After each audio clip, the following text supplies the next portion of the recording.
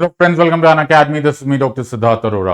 Friends, session number 19. Yes, इससे पहले कि मैं सेशन नंबर 19 स्टार्ट करूं, मैं तुम्हें ये रिमाइंडर देना चाहता हूं कि कल का सेशन नंबर 20 होगा और सेशन नंबर 20 में क्योंकि 10-10 सेशंस के बाद मैं रिवाइज करवाता हूं, तो आज तक के जितने भी सेशंस हो गए उनको कल हम रिवाइज करेंगे in the form of a multiple choice question session. तो मेक श्योर कि कल के लिए सेशन में आप अटेंड करना और जितने क्वेश्चंस कर सकेंगे उतने सारे क्वेश्चन में जितने आज तक के टॉपिक्स है उनको हम लोग रिवाइज करेंगे. So before I start this, ये मेरा काम था आपको बताना, हर 10 सेशंस के बाद हम लोग इसको रिवाइज करेंगे and that's the broad idea of revising. Otherwise क्या है, वेस्ट ऑफ टाइम हो जाता है. आइदर वेज तुम लोग को आइडिया है कि ये एंटायर सिचुएशन है क्या, ये पूरी सीरीज है इस बारे में कि मैं हिंदी और इंग्लिश दोनों में पढ़ाऊंगा. ये उन सब एस्पिरेंट्स के बहुत ज्यादा काम आएगा जिन लोगों को फॉर वैरायटी ऑफ रीजंस उनको कोई ढंग से पढ़ाने वाला नहीं मिला. पॉलिटी की अब तुम्हें चिंता नहीं होगी, तुम इस सेशन को देखते चले जाओ. हर शाम को 5 बजे मैं कोशिश करके ये सेशन लेकर आऊंगा. आप इसको अटेंड करो, रिवाइज करो, एमसीक्यूज करो. I am sure it will really open up your chances for cracking this so called toughest exam. मेरा कोड है SIDLIVE SIDLIVE. अनअकैडमी पे मेरे कोड से मेरा नाम जाना जाता है SIDLIVE. जो भी मेरी टीम का पार्ट बनना चाहेगा उसको अनअकैडमी के वेबसाइट पे जाना है. अनअकैडमी की वेबसाइट पे जाने के लिए इस कोड पे चले जाओ और वहां पर जाकर जो भी आप कोर्स लोगे, प्लस का कोर्स लोगे, तो वो आप जैसे ही आपने रेफरल कोड SIDLIVE डाला आपको एक ह्यूज डिस्काउंट मिल जाएगा. Of course I will welcome you to my team. Also along with that आप मेरा टेलीग्राम चैनल भी ज्वाइन कर सकते हो. This is my Telegram channel. आप इस कोड को स्कैन कर लो और ये है dear Siddharth Arora which is the code. एक बड़ा मेजर अनाउंसमेंट चल रहा है. 15 मंथ का यूपीएससी सीएससी सब्सक्रिप्शन आपके पास अवेलेबल है नियरली एट 24,999. कमाल है यार. 24,999 में कौन 15 महीने का कोर्स देता है, but you have been getting this part. हमारा लास्ट ईयर का result was amazing, in fact spectacular if in the lack of a better word. 70+ selection हुआ. Complete GS CSAT test series सब मिलेगा. अनलिमिटेड एक्सेस टू बैचेस मिलेगा. और याद रखना ये टाइम लिमिटेड ऑफर है. जुलाई 17 तक आपको ये ऑफर ले लेना है. Use special code SIDLIVE to join Unacademy plus classes. ये मेरा रेफरल कोड है. बहुत सारे नए कोर्सेज आ रहे हैं, चाहे हिंदी में हो, चाहे बाइलिंगुअल हो, चाहे इंग्लिश में हो. चॉइस है आपकी. और आज का टॉपिक है चीफ इलेक्शन कमिश्नर, द मुख्य चुनाव आयुक्त. चीफ इलेक्शन कमिश्नर को अपॉइंट कैसे करते हैं यार. तुम लोगों ने सब कुछ पढ़ा दिया. देखो मैंने फर्स्ट टाइम जब पढ़ाया तो मैंने प्रेसिडेंट पढ़ा दिया, प्रेसिडेंट साहब के इलेक्शन कैसे होते हैं, फिर वाइस प्रेसिडेंट साहब के इलेक्शन कैसे होते हैं. ये सारी चीजें हम लोगों ने कर ली थी. इनफैक्ट लास्ट क्लास में हम लोगों ने स्पीकर के बारे में भी कर लिया. अब मेरा पैटर्न तुम्हें समझ में आता जा रहा है. तो मैं क्या करूंगा, तो मैं तुमको बिल्कुल ग्राउंड अप प्रिपेयर कर रहा हूं. राइट, पहले मैंने तुमको सब डेमोक्रेसी वगैरह वगैरह ऐसे छोटे जो कॉन्सेप्चुअल पार्ट्स है वो सारे खत्म करा दिए. नाउ एट दिस जंक्शन अब फिर मैंने parliamentary democracy, no confidence motion क्या होता है, पार्लियामेंट्री डेमोक्रेसी और प्रेसिडेंशियल डेमोक्रेसी में फर्क क्या होता है, मोनार्की, रिपब्लिक, डिक्टेटरशिप में. अब तुम्हें समझ में आया होगा कि सिर्फ किताबें खोलकर रट जाने से थोड़ा ना एग्जाम पास होने वाले हो. There is a method. जिस तरह से एक्सपीरियंस के अनुसार मुझे पता है, मैं पिछले 15 साल से पढ़ा रहा हूं, मुझे एक्सपीरियंस से पता है कि ये कौन से स्टूडेंट को कब कैसे समझ में आना स्टार्ट होता है. धीरे धीरे it's building up. It's like building अ आप कोई इमारत बनाते हो तो आप थोड़ा ना कोई भी दीवार पहले बना देते हो. जो पहले दीवारें लगाएंगे बाद में फाउंडेशन बनाएंगे तो हो गई तुम्हारी तो फिर बिल्डिंग. तो ये जो समझदारी है ओके, ये एक्सपीरियंस के साथ आती है, कुछ चीजें वक्त के साथ आती है. सो मैं तुमको इसीलिए ग्राउंड अप प्रिपेयर कर रहा हूं. मैंने तुम्हें बेसिक चीजें पढ़ा दी, अब मैं पढ़ा रहा हूं तुमको आज चीफ इलेक्शन कमिश्नर के बारे में. ना सबसे इंपॉर्टेंट बात समझने की कोशिश करो. अगर मैं अपना कॉन्स्टिट्यूशन खोल के देखूं तो कॉन्स्टिट्यूशन में लिखा हुआ है आर्टिकल 324 ऑफ द कॉन्स्टिट्यूशन. आप चाहे तो खोल के देख लो. इनफैक्ट मैं सजेस्ट करूंगा कि आप लोग सब लोग संविधान की एक कॉपी, कॉन्स्टिट्यूशन की कॉपी अपने पास जरूर रखा कीजिए. आर्टिकल 324 अनुच्छेद 324 के अनुसार there shall be an election commission. अब वो इलेक्शन कमीशन का काम क्या है? Superintendence, direction and control. क्या लिखा हुआ है? Superintendence, direction and control over the and the preparation of electoral roll shall be vested in an commission called as the election commission. तो 4 तरह के चुनाव है ओके, प्रेसिडेंट के, वाइस प्रेसिडेंट के, पार्लियामेंट के और स्टेट लेजिस्लेचर के. ये चारों के चारों superintendence, direction and control election commission of India करता है. लेकिन आगे अब बड़ी मेजर प्रॉब्लम है कि ये जो सुप्रिटेंडेंस, डायरेक्शन एंड कंट्रोल जो इलेक्शन कमीशन कर रहा है, इसके जो मेंबर्स होंगे, पहली बात तो कॉन्स्टिट्यूशन में ये क्लियरली नहीं मेंशन्ड है कि उसके एक्चुअली कितने मेंबर्स होंगे. बिकॉज कमीशन बोला गया। अब कमीशन है तो कम से कम एक मेंबर होगा, लेकिन वो बढ़ाए जा सकते हैं according to the order of the president. लेकिन इसके आगे भी कुछ और बात है कि it is ordered by the president but the number will be changeable subject to parliamentary law. अभी के लिए तुमको है ना ये समझना थोड़ा सा मुश्किल लगेगा, थोड़ी देर बाद समझ में आएगा। Let me explain this to you. So it's a very interesting story and try and understand this. मेरा इलेक्शन कमीशन, मेरा चुनाव आयोग में कितने लोग हैं, कितने मेंबर्स हैं, ये मेरे संविधान में क्लियरली नहीं मेंशन्ड है। सिर्फ ये मेंशन्ड है कि एक इलेक्शन कमीशन होगा। करेक्ट, यहां तक समझ में आ गया। एक मेंबर तो कम से कम होगा ही अगर कमीशन होगा, तो अगर वो एक मेंबर होगा तो फिर तो कोई टेंशन ही नहीं। लेकिन अगर एक से ज्यादा मेंबर्स होंगे या वो नंबर्स बढ़ाने या घटाने पड़ेंगे तो फाइनल ऑर्डर प्रेसिडेंट का है, लेकिन that is subject to parliamentary law. तो वो पार्लियामेंट के लॉ के खिलाफ नहीं जा सकते कि जो मेरे को तो 10 मेंबर्स चाहिए। अनटिल एंड अनलेस पार्लियामेंट वो लॉ प्रोवाइड करता है तब तक तो प्रेसिडेंट उसको इंक्रीज या डिक्रीज नहीं कर सकते। No, this is a very interesting and a very beautiful relationship between the executive and the legislative. क्योंकि कार्यपालिका एंड विधायिका के बीच में it's a beautiful relationship. So हमारे यहां पर ओके, वॉच द बोर्ड, हमारे यहां पर chief election commission, other election commissioners, appointment conditions of service and term of office bill 2023 जो अब एक्ट बन चुका है, उसके अनुसार ओके अब हमारे यहां पर चीफ इलेक्शन कमिश्नर और अदर इलेक्शन कमिश्नर्स अपॉइंट होते हैं। सॉरी, सो मुख्य चुनाव आयोग और अन्य चुनाव आयोग। अब मैंने तुम्हें क्या बोला था, ये नंबर्स क्लियर नहीं है। अगर एक ही मेंबर होते तो वो तो फिर इलेक्शन कमिश्नर ही होते, वही चीफ इलेक्शन कमिश्नर होते। भाई एक ही है तो फिर क्या दूसरे की बात क्या सोचना। लेकिन यहां पर एक से ज्यादा है। 61st कॉन्स्टिट्यूशनल अमेंडमेंट एक्ट 1988 में 1988 में 61st संशोधन से एक काम हुआ था। 21 साल की उम्र जो वोटिंग के लिए तब हुआ करती थी उसको 18 कर लिया गया। अब इंडिया जैसी कंट्री में जहां पर इतनी पॉपुलेशन है, वहां जैसे ही आप 3 साल कम करोगे तो डू यू रियलाइज कि there will be a large number of people who will be adding up to the voters list. तो उस काम करने के लिए प्रेसिडेंट साहब ने जो पहले 1 मेंबर्ड बॉडी थी उसको 3 मेंबर्ड बॉडी की, फिर अगले साल वो जो 3 मेंबर्ड बॉडी थी फिर 1 मेंबर्ड बॉडी होगी, फिर स्टार्टिंग फ्रॉम 1993 वो फिर से 3 मेंबर्ड बॉडी होगी जो आज तक चल रही है। तो जो इनमें चेयरमैन होगा उनको बोला जाएगा चीफ इलेक्शन कमिश्नर और बाकी जो होंगे उनको बोला जाएगा election commissioner. So you have 2 over here. So one is the chief election commissioner, the other one is the election commissioner. अब मैंने तुम्हें बोला पार्लियामेंट्री लॉ है, तो पार्लियामेंट्री लॉ ये अभी अभी पास हुआ। नाउ इससे पहले एक छोटा सा बैकग्राउंड है। सर कितने बैकग्राउंड है बेटा, पढ़ना होता तो ऐसे पढ़ना होता। बैकग्राउंड ये है कि इलेक्शन यानी कि जो पूरा निर्वाचन आयोग का जो काम है वो यार बड़ा जिम्मेदारी का काम है। अगर हमारे यहां पर इलेक्शन यानी कि चुनाव जो है वो फेयर ना हो, जस्ट सोचो उसमें गड़बड़ हो, तो यू नो बाकी सारी कहानियां बर्बाद हो जाती है। डेमोक्रेसी काय की कुछ नहीं, प्रजातंत्र सब बर्बाद। अगर चुनाव ठीक से ना हुआ तो सारी कहानी खराब हो जाएगी। इनफैक्ट मैंने ये तुम्हारे साथ करके पूरे कुछ वीडियोस मैंने पहले भी बनाए हुए, just have a look at those.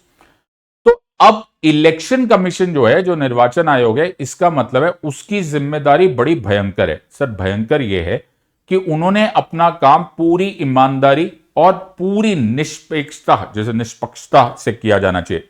In other words कि किसी की तरफ बायस नहीं होना चाहिए, किसी की तरफ फेवर नहीं होना चाहिए। लेकिन हो क्या रहा है, अपॉइंट कौन कर रहा है, president. Number I hope you understand, जब आप प्रेसिडेंट बोलते हो तो उनके ब्रैकेट में होता है council of minister headed by the prime minister. तो एक पिटिशन मूव की गई सुप्रीम कोर्ट में, चैलेंज किया गया कि माय लॉर्ड इसकी वजह से प्रॉब्लम ये लग रही है कि हमको ऐसा लग रहा है कि गवर्नमेंट की काफी इंटरफेरेंस है in the election commissioners appointment. लेकिन सुप्रीम कोर्ट ने बोला ये ऐसा नहीं बोला जा सकता, यू कैन नॉट से ऑल दिस। लेकिन एक just for a safe guard अब हम थोड़ा सा एडिशन करेंगे कि इंस्टेड ऑफ सिर्फ गवर्नमेंट या फिर parliamentarians being a part of the committee जो कि इसको रेकमेंड करेंगे कि कौन चीफ इलेक्शन कमिश्नर बनना चाहिए, कौन इलेक्शन कमिश्नर बनना चाहिए, तो सुप्रीम कोर्ट के जज यानी कि the chief justice of the supreme court should also be a part of that committee. Parliament ने इस ऑर्डर के तुरंत बाद ये लॉ निकाला और बोला no, okay let us keep it in house, और चीफ इलेक्शन कमिश्नर और अदर इलेक्शन कमिश्नर्स एक्ट को निकाल दिया गया।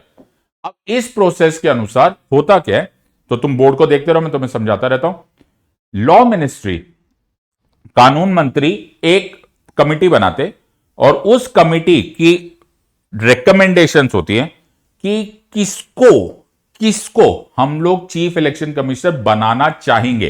Please understand this, please remember, ये सिर्फ रिकमेंडेशन है, ये एक लिस्ट है, राइट यार। वो होता है ना जो इंटरेस्टेड कैंडिडेट्स की list, the first list is coming out, ये लिस्ट है। अब तुम्हें लगेगा सर ये ऐसे थोड़ा ना जिस मर्जी को लिस्ट निकाल देंगे, हाँ कुछ तो क्वालिफिकेशन होंगी, मैं फिर से वापस आना पड़ेगा।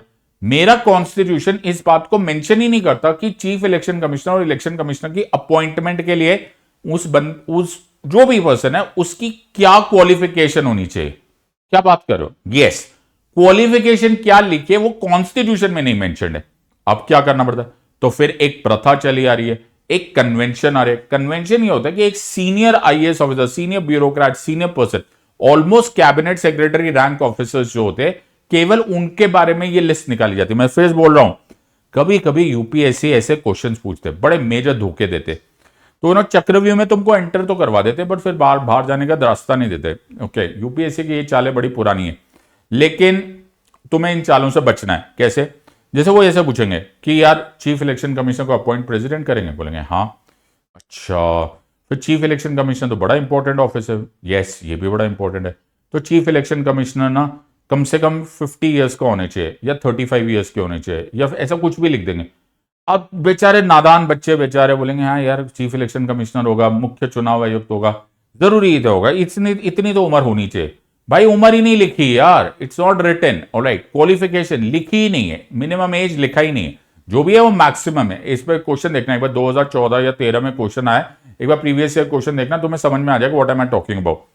Either ways, okay, so let's circle back to the topic, right. So chief election commissioner और को अपॉइंट करना है या फिर अदर इलेक्शन कमिश्नर, तो पहले एक लिस्ट बनाई जाएगी। कौन बनाएगा? सर लॉ मिनिस्ट्री की चेयरमैनशिप में एक कमेटी बनाएगी, वो एक नंबर्स ऑफ जो इंटरेस्टेड या फिर केपेबल कैंडिडेट्स है उनका नाम देंगे, उसके लिए स्क्रीनिंग होगी, मेटिकुलस प्रोसेस होगा and so on and so fourth. फिर एक सिलेक्शन कमेटी बनाई जाएगी, उस सिलेक्शन कमेटी में एक प्राइम मिनिस्टर साहब who will B of course the first man, union cabinet minister होंगे और लीडर ऑफ ऑपोजिशन होगा, या फिर leader of the largest opposition party in the Lok Sabha. यार हर चीज में फंस रहे हो तुम लोग, कितनी चीज यहां पे फंसाने वाली बात हो सकती है। तो सबसे पहले मैं तुम्हें कमिटी का नाम ले लेता हूं। कमिटी में कौन है? सर एक प्राइम मिनिस्टर है, एक कैबिनेट मिनिस्टर है, यूनियन कैबिनेट मिनिस्टर, और leader of largest party in the opposition और the leader of opposition in the Lok Sabha. अब ये क्या चक्कर है यार? ओके, पहली बात तो तुम्हें यहां से एक टॉपिक और पता चल गया। ओके, टॉपिक ये है कि इसे लीडर ऑफ ऑपोजिशन अलग होता है और leader of the largest party in the Lok Sabha in the opposition अलग होता है। हाँ, अलग होता है। सो लीडर ऑफ ऑपोजिशन एक्चुअली एक टाइटल है, और टाइटल भी नहीं है, वो एक रिकॉग्निशन है। ये रिकॉग्निशन ये बोलता है कि, अब ये फिर मैं बोल रहा हूं कि ये भी कॉन्स्टिट्यूशन में नहीं मेंशन्ड है, राइट। हाउएवर ये एक प्रथा चली आ रही है फिर से, वैसे प्रथा नहीं है, it is a part of a legislative sanction also, law भी है, ओके, विच सेज कि लीडर ऑफ ऑपोजिशन उसको दिया जाएगा नाम जो उस पार्टी को रिप्रेजेंट करता है जिसमें मिनिमम 10% सीट्स तो मिली हो लोकसभा में, यानी कि अगर हम कैलकुलेट करें तो 55 के आसपास होनी चाहिए। अब ये कंप्लीटली रूलिंग पार्टी का होता है, सत्तारूढ़ दल का होता है कि वो दे देते, वो एक्सेप्ट करते हैं कि ये लीडर ऑफ ऑपोजिशन है। अगर ये लीडर ऑफ ऑपोजिशन नहीं हुआ, जैसे पिछले बार नहीं थे, क्यों नहीं थे? क्योंकि किसी भी विपक्ष पार्टी को ये 10% सीट्स नहीं मिली, तो इसका मतलब है लीडर ऑफ ऑपोजिशन ही नहीं होगा। हाँ, लीडर ऑफ ऑपोजिशन नहीं होगा, लेकिन हमें ये कमेटियां बनानी है, ऐसे बहुत सारी कमिटीज है जहां पर लीडर ऑफ ऑपोजिशन की जरूरत पड़ती है, तो वहां पर फिर हमने उसका एक ऑल्टरनेटिव निकाल दिया। हमने बोला कि अगर ये ना हुआ ना, कोई बात नहीं, तो लीडर, तो यहां पे क्या लिखा हुआ है? और leader of the largest opposition party in the Lok Sabha. मैं एक बार हिंदी में पढ़ लेता हूं। राष्ट्रपति एक चयन समिति की सिफारिशों पर सीईसी और ईसी यानी कि मुख्य चुनाव आयुक्त और अन्य चुनाव आयुक्त की नियुक्ति करते हैं।